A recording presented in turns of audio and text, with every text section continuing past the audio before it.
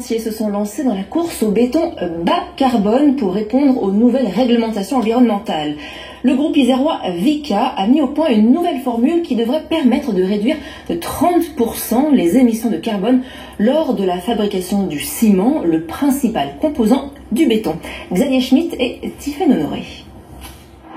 Une centrale à béton nouvelle génération, plus soucieuse de l'environnement. Elle utilise des camions au gaz naturel avec toupie électrique et surtout un nouveau béton bas carbone. Le béton, c'est du ciment mélangé à du sable et du gravier. L'innovation tient dans une nouvelle formule de ciment. Ce qui nous permet dans le béton d'économiser environ 30% de CO2. C'est un béton aujourd'hui qui va être fabriqué exclusivement sur la centrale de PEH, donc Port-Édouard-Herriot, où on se trouve actuellement.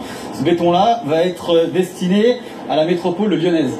Le cimentier isérois, devenu international, doit son nom à l'inventeur du ciment, en 1817.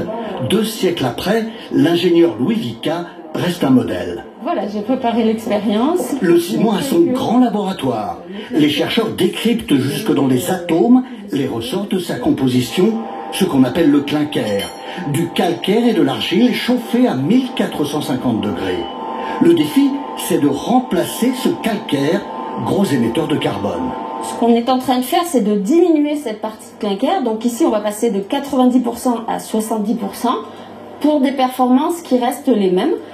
Et donc, on va remplacer la partie de clinker par un ajout de pouzzolane naturelle.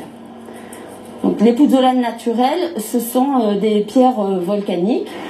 Mais pour se conformer aux nouvelles réglementations environnementales, il faut agir sur toute la chaîne de production, jusqu'au recyclage des matériaux. Quand un client, un terrassier a besoin d'évacuer ses matériaux pour faire son chantier, il nous appelle, on accueille les matériaux sur notre plateforme et après on va traiter ces matériaux puis qu'ils soient consommables par la centrale à béton. Voici l'une des vitrines du béton bas carbone. Le cimentier l'a utilisé pour construire cette résidence de 60 logements à Grenoble, le premier bâtiment à énergie autonome de France.